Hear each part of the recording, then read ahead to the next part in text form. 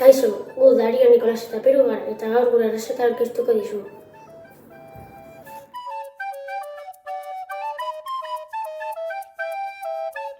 Ja, osagaiak. 3 arrautz. Jamon takoak. Tomate saltsa eta gazta. Bi kutxa haragi pikatuak eta 4 gazta.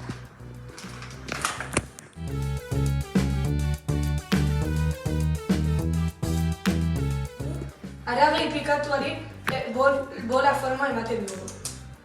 Gero, lata batekin bolari bol forma ematen dio. Orain, arrautzak ipintzen dugu barruan.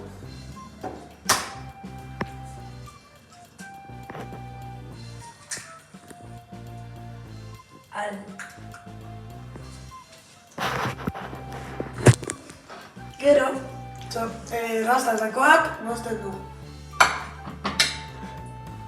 Eta orain, gazta takitoak bolamoresean ipintzen dugu.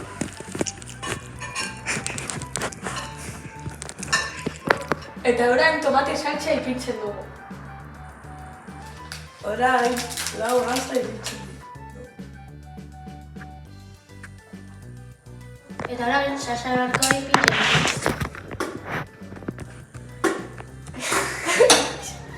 Eta orain, airfryeran 8 minutu eta 195 gradutan ipintzen dugu.